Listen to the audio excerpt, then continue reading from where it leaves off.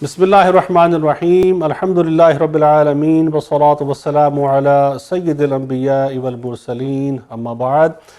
Dear viewers, Assalamu alaikum wa rahmatullahi wa barakatuhu. आप देख रहे हैं रहमत Ramadan with youth at Toronto 360 television with Tariq Ghori. Thank you very much for liking this segment. Your feedback, your calls really matters for us.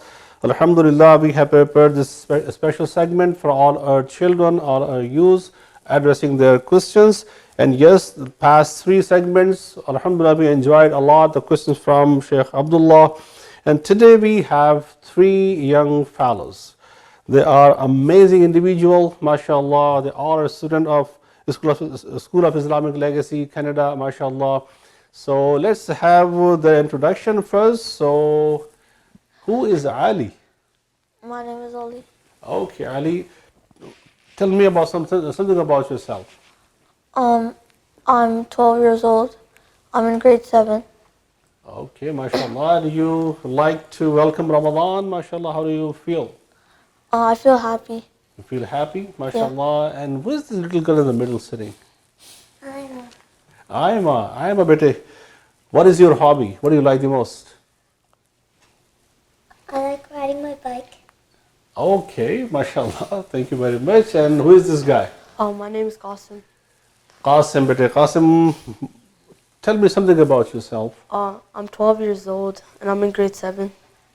Mashallah. And what is your favorite hobby? What do you do at home? I like playing soccer. Play soccer. So who is your favorite player? Ronaldo. Thank you very much, Bede, and thank you for coming all the way. Mashallah, I know you guys came all the way from very far distance, and your passion is always appreciated. So you have some questions about Ramadan. So what are your questions? Let's start from you. My first question is, why shouldn't we lie or argue in Ramadan? Okay, mashallah. So you guys have done your research, mashallah, about Ramadan. So why don't we lie, or why we should not lie? Right? First of all, lying, this is already prohibited. Okay? We are not supposed to lie. Either it is Ramadan or not. But yes, when we are fasting, so in order to remember that Ramazan has a purpose. There's a reason for Ramadan to come and nourish our spiritual needs, right? So what Ramadan basically does, I have a very bad habit, for example. In 11 months, I learned so much bad stuff. I did so much bad. I made so much mistakes. So now Ramadan is coming here for a reason to correct those elements, to remove those bad habits from me. So we try our best. So what happens actually, in month of Ramadan, we know that Allah Ta'ala already brings me to a certain position and gives me an opportunity to correct myself with very, very easy possibility that He has been bestowed with, right? The thing is, in normal days, you see how hard it is to stay hungry and thirsty. Normal days, how hard it is to wake up early in the morning for sahur. Normal days, how it is hard to go to the masjid and read so much, like long tarawih, right? Keep standing and still feel happy. Why? Because energy level, spirituality level has so much grown. So now what we must try, if I know that I have this habit, that I knowingly, unknowingly, I kind of like lie. My mom asks me something and then I lie for no reason sometimes. I blame, I fight, I just simply just do wrong or not doing my homework, but whatever I'm supposed to do, I'm not doing it. So now it is time to revive ourselves, to do bad, to do good. This is my choice now. But to make a selection to do good has become so easy. So while we are fasting, the fasting allow me to correct myself as much as I can, including not only lie, backbiting, cheating, yelling, and screaming, all these bad habits the kids do to their parents usually, right? So be humble, kind, and you will see it. For 30 days if you fast, if you try not to lie, if you ask Allah to help yourself not to do any bad, you will see a big change. It's a training period for 30 days. Once you would come up with this idea, inshallah, I will keep it going. I'll ask Allah for istiqamah, firmness upon this path, and you will never lie, inshallah. Right? It's a great help. I am Arji. You have a question better for me? Why do we give charity before Eid? Why do we give charity Before Eid. before Eid? Oh wow, great question, mashallah.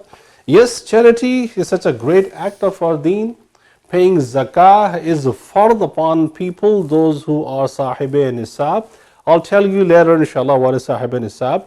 But before Ramadan, it's a good question. The reason is because, alhamdulillah, we are so much blessed. We have great parents with us. They take care of ourselves, they take care of us, they take care of every basic need that we need in this world and even hereafter, right? But not every child in this world is so fortunate as we are, alhamdulillah. So there are families, those who suffer a lot. There are children, they're orphans already. Either they don't have mom, they don't have dad, right? Or they don't have any relative. So what happens, like if we find such families and friends around, so even before Eid and even before Ramadan, we should pay charity, we should pay zakat. Why? So they can enjoy Ramadan and Eid same way as you do and I do. That is why it's important to, before even Ramadan starts, try to find those friends and family friends and orphans or widows, people those who are in need. You approach to them without even mentioning whether it is sadaqah or it is zakat. Pay that money to them so their children, the family enjoy the month of Ramadan as we all do, inshallah. Make sense, bete, Aima? Good, mashallah, bete. Qasim, your question. Why is Ramadan called a month of patience? Very good, mashallah, bete. Month of Ramadan is entirely month of patience because we are hungry, we are thirsty, we still go to school, we still go to work, we still do daily routine things. So we feel tired. Same time, body is kind of weakening, right? But for the sake of Allah, we fast all day, right? And the patience is such thing that grants me those blessings that the month of Ramadan is here to offer me. Alhamdulillah, right? So jo sabr aap kar rahe hain, this is something that pleases Allah so much. Because even, the bad smell of your mouth, sometime you feel smell, right? What happens when you're fasting with empty stomach, when we feel that bad smell in our mouth, what happens? People kind of annoying, right? Oh, very bad smell. But Allah loves that smell. Person who is fasting has this mouth smell. Allah loves that more than musk, itr, fragrance. This is how much Allah loves that smell.